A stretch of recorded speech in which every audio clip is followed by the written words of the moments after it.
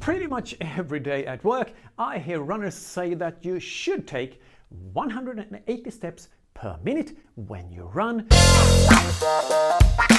because apparently that is supposed to be some kind of optimal running cadence. If it is optimal, then most elite runners should be, or at least very close to, these magical 180.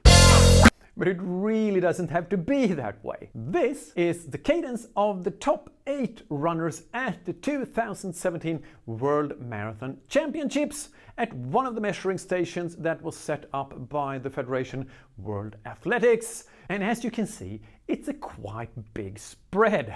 And it wasn't like one was the lowest and one was the highest and everyone else was clustered around 180. It was an even spread across the scale. And this is for an Olympic qualifying race for the 5,000 meters in the United States a few years ago. As you can see, the cadence is higher in the 5,000 meter race than it was at the marathon. This is because the cadence usually follows the pace. The higher the pace, the higher the cadence. Well, you know how fast a leg moves at a 100-meter sprint race. When you run, your center of mass moves like this, like an arc.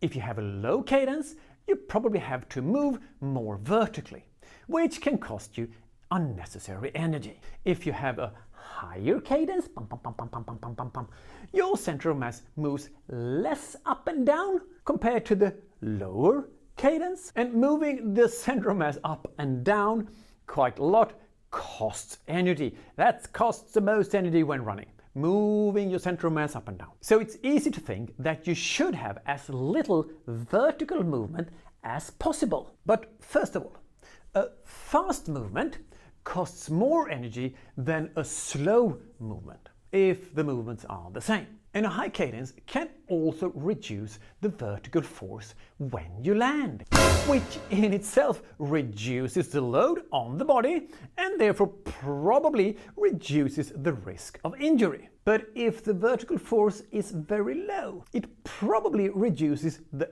energy return you get from the body's elastic structures, such as tendons and muscles and connective tissues, fascia. And this energy return effect, it goes by the name of the stretch shortening cycle.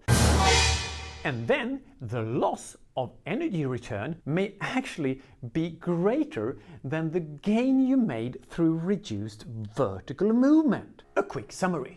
A low cadence usually ends up in a large up and down movement, which costs more energy, but can also provide a better push in the stride and more of the energy return through the stretch shortening cycle. The slower you run, the more likely you are to benefit from a slightly higher cadence that reduces the up and down movement. However, if you want to have a good punch when hitting the ground to run a little bit faster, you may lose out by increasing the cadence too much, if it's not too low. The fact that higher cadence often puts a little less strain on the body means that many ultra runners have this running style.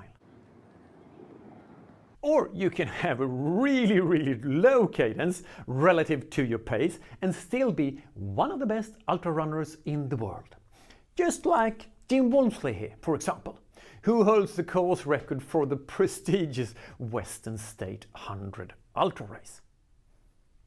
The cadence that suits a runner best depends on a wide range of things, such as how tall you are, how old you are, what pace you're running at, how far you're running, whether the surface is soft or hard. The softer, the more likely you are to benefit from a slightly higher cadence, and whether you are injury prone or strong enough to withstand the higher forces, or what kind of muscle fibers you have, and so forth. But generally speaking, if you run at, say, 5 minutes per kilometer, that's about 8 minutes per mile, a cadence around 170 to 174, 75 is probably quite good. maybe on average, roughly. Well, I don't know who you are, depending on all the things I just said of how tall you are at the surface and everything else. But if you run at 180 steps per minute right now and you want to maintain a cadence of 180,